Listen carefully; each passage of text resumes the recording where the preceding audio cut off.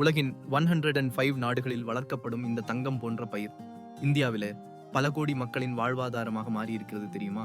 காமதேனு கற்பக விருட்சம் என்று புகழப்படும் தென்னை மரங்கள் உலகின் 105 நாடுகளில் 125 லட்சம் ஹெக்டேர் பரப்பில் வளர்க்கப்படுகின்றன. இந்தியா மட்டும் 22 லட்சம் ஹெக்டேர் பரப்பில் தென்னை சாகுபடி செய்கிறது வந்தது.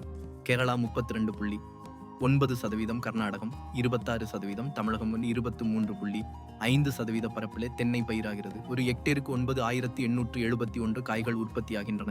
இந்திய தேங்காய்கள் 140 நாடுகளுக்கு ஏற்றுமதியாகி ஆண்டுக்கு 355.4 கோடி ரூபாய் வருவாய் ஈட்டுகிறது. தென்னை ஆராய்ச்சி நிலையங்கள் 11 குட்டை ரகங்கள், 18 நாட்டு ரகங்கள், 20 வீரிய ஒட்டு ரகங்கள் உட்பட பல்வேறு ஆராய்ச்சிகளை மேற்கொண்டு வருகின்றன. ஊடு பயிர் முறையிலே கரிப்பலா, மங்குஸ்தான், ரம்பூட்டான், வெண்ணெய்ப்பழம் போன்ற பயிர்கள் சாகுபடி செய்யப்படுகின்றன. 830 வகை பூச்சிகள், 173 வகை பூஞ்சைகள், 78 வகை நூற்புழுக்களின் தாக்குதலுக்கு எதிராக ஒருங்கிணைந்த பயிர் பாதுகாப்பு முறைகள் பரிந்துரைக்கப்படுகின்றன. தென்னை டானிக் மற்றும் நுண்ணூட்ட கலவைகள் மூலம் சத்து குறைபாடுகள் சரி செய்யப்படுகின்றன. இந்த பசுமை தங்கம் இந்திய விவசாயத்தின் எதிர்காலமாக விளங்குகிறது. ஒரு பயிர் மண்ணுக்கும் மனிதனுக்கும் ஒரே நேரத்தில் நன்மை செய்யுமா? வறட்சியை தாங்கி வளரும் இந்த அதிசய தானியத்தின் ரகசியங்களை இன்னைக்கு உங்களுக்கு சொல்லுகிறேன். வரகு பயிர் என்பது தமிழகத்தின் முக்கிய சிறுதானியம். இது வறட்சி, வெப்பம், காற்று, கனமழை எல்லாவற்றையும் தாங்கி வளரும் அதிசய பயிர். இதுல அதிக இரும்புச்சத்து, நார்ச்சத்து உள்ளது. பறவைகள், விலங்குகள் சேதப்படுத்தாது. மானாவாரி ஆடிப்பட்டம், புரட்டாசி பட்டம், இரவை எல்லா பருவங்களிலும் விதைக்கலாம். ஏக்கருக்கு 350 முதல் 500 மில்லிமீட்டர் நீர் மட்டுமே தேவை. கோவை வேளாண் பல்கலைக்கழகத்தின் ADL1 ரகத்தை 110 நாட்களில் பயிரிட்டால் ஏக்கருக்கு 1 டன் மகசூல் கிடைக்கும். விதை நேர்த்தி முறையிலே 5 கிலோ விதையுடன் 50 கிராம் சூடோமோனஸ், 200 கிராம் அசோஸ்பைரில்லம் சேர்த்து கலக்கவும். விதைத்த 15ஆம் நாளும் 45ஆம் நாளும் களை எடுக்கவும். மண் பரிசோதனைப்படி 55 kilo super phosphate, 19 kilo urea அடியுரமாக இடவும். 45ஆம் நாள் மேலுரமாக 19 கிலோ யூரியா இடவும். பூச்சி நோய் தாக்குதல் குறைவு. 110 நாட்களில் அறுவடைக்கு தயார். 2 பங்கு முதிர்ச்சி அடைந்ததும் அறுவடை செய்யலாம். இந்த வரகு பயிர் விவசாயிகளுக்கு குறைந்த முதலீட்டில் அதிக லாபம் தரும் சிறந்த தேர்வு.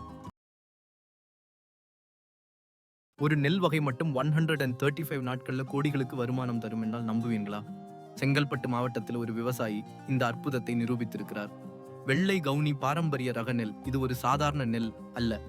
இந்த நெல் செம்பழுப்பு நிறத்துல காணப்படும். ஆனால் அரிசி மிகுந்த வெள்ளை நிறத்தில் இருக்கும்.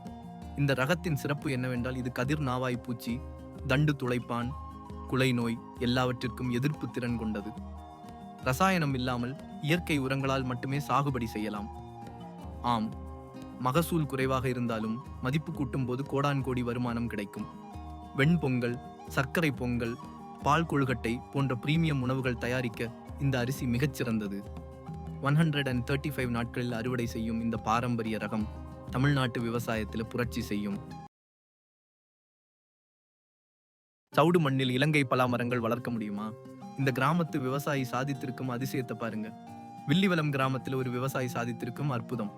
மணல் கலந்த சவுடு மண்ணில இலங்கை பலா மரங்களை வளர்த்து வருகிறாரு.